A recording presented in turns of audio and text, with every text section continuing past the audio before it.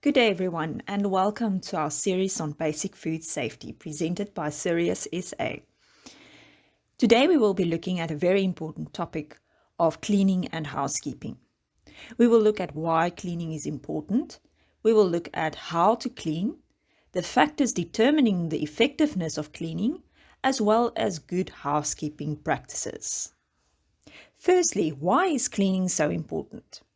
Well, it all starts with microorganisms, also known as germs. Now, germs are also called bad microorganisms. They are living things that are so small that we cannot see them. But just because we cannot see them doesn't mean that they are not there. Examples would include bacteria, yeast, mold, and viruses, and these are all examples of microorganisms. They are everywhere around us and are able to make us sick or to spoil our food. Just like us, microorganisms need food to grow and multiply. They can actually grow and multiply very fast if the conditions are favorable.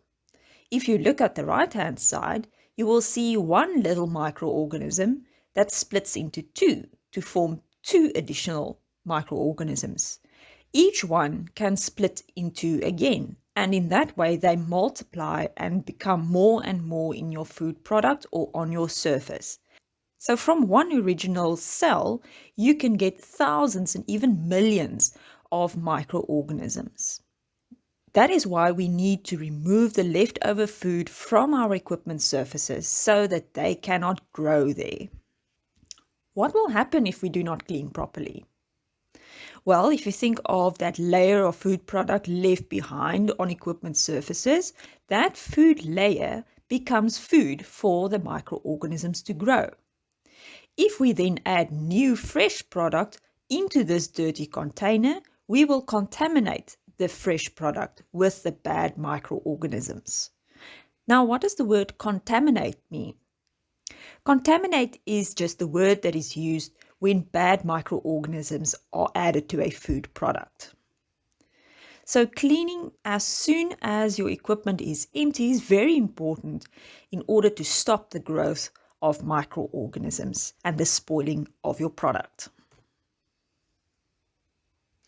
Let's look at cleaning and sanitizing chemicals. So cleaning and sanitizing chemicals are not the same. They've got two different purposes. Cleaning agents are chemicals used to remove dirt from the surface. And that is usually the chemicals that foam that we use in a bucket with a brush to clean our surfaces and remove any stubborn dirt that is on the surface. A sanitizing agent, on the other hand, is a chemical that is used after washing has taken place and your equipment was rinsed with water. So it is the last step of cleaning, and it is used to kill any leftover microorganisms on the surface and create an environment where they cannot grow. If we look at the steps in the cleaning process, we will always first start with rinsing our equipment with normal water. And this is just to remove whatever product was left in the container. Our second step would be to use cleaning agent and a brush to wash our equipment. Step 3 would be to rinse the equipment with water to remove all the cleaning agent. And the last step would be to sanitize, just to spray or pour sanitizer over the surface to kill whatever microorganisms are still left. Let's look at some basics of cleaning. If we start on the left-hand side, any loose items that are not in use, you can put in a sanitizer solution or a sanitizer bath to kill whatever microorganisms might be on the surface so that it is ready for use again when it is needed. We use different color cleaning equipment for the different areas so that we can prevent cross-contamination. So ensure that you use the correct color for the correct area that you are cleaning. Remember to rinse or drain your equipment properly so that there is no chemical residue left on the surface that can contaminate your product. Ensure that there is enough hot and cold water available for cleaning. Protect any open product from being contaminated. You can cover it with plastic or simply remove the product from the area, but ensure that there is no chemical contamination of the food product. The golden rule is to clean food contact surfaces immediately after it is used. As soon as it is empty, clean your equipment. That will also prevent the layer that is left behind to dry out, and then it is only more difficult for you to clean it. The food contact surface must be cleaned before it comes into contact with food. Remember to clean as you go. Don't leave everything for later. Then some things to remember during cleaning and housekeeping. Remember to clean your storage and waste areas as well. Just because we don't handle open food product here does not mean that we don't have to clean it. Make sure to dilute all chemicals according to the manufacturer's instructions and not as you see fit. Store cleaning chemicals in a locked away area such as a cage or a chemical store and away from food or any packaging material. Remember that household cleaning chemicals are not allowed and only approved cleaning chemicals can be used. Also ensure that the cleaning equipment is cleaned after use and that it is stored by hanging on a rail to dry and not placed on the floor. Make up a fresh solution of sanitizer on a daily basis. Sanitizer loses its effectiveness over time, and so it is important to make up a fresh solution every day. All cleaning chemicals need to be clearly labeled so that everybody knows exactly what chemical is inside the container. Now we will look at the factors determining effective cleaning. Now, there are 4 factors that will determine whether cleaning and sanitizing is effective. These 4 factors are temperature, time, concentration, and mechanical action. Let's look at each one of these factors. Temperature. Cleaning is more effective when it is done with hot water. It helps to melt fat and it breaks down stubborn dirt. So the temperature of your cleaning water is very important. Time. Time refers to the contact time between the cleaning agent and the dirty surface. The more time the dirty surface is in contact with the cleaning or sanitizing agent, the better it will clean or sanitize. This is why we soak some equipment so that there's a longer contact time between the dirt and the cleaning agent. Concentration.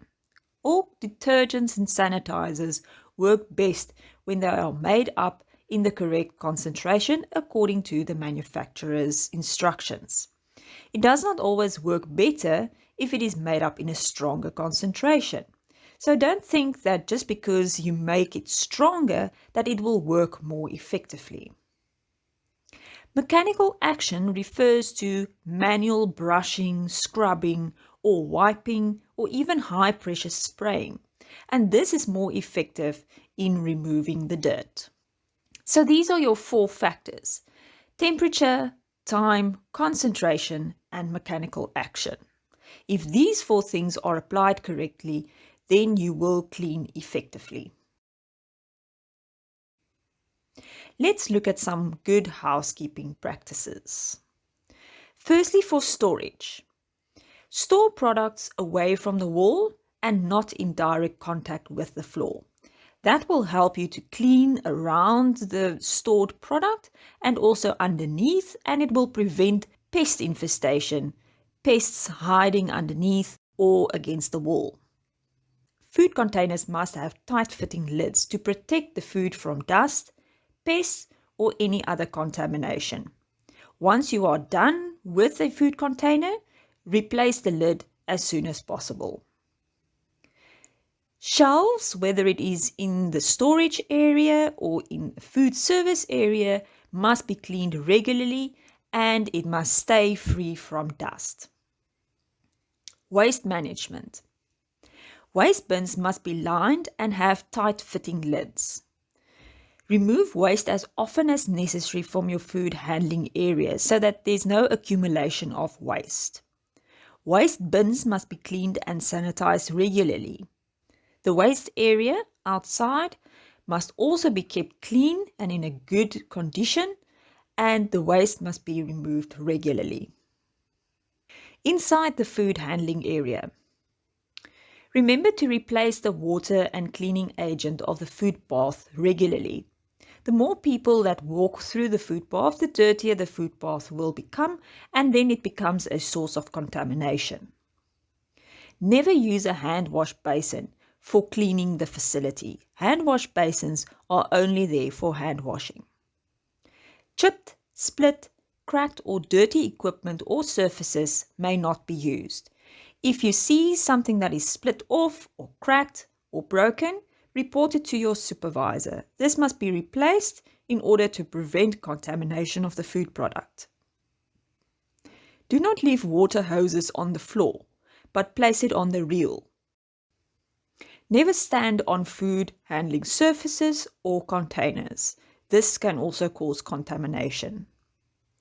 Spare machine parts need to be stored away from the food handling area so that it doesn't lie around in your area.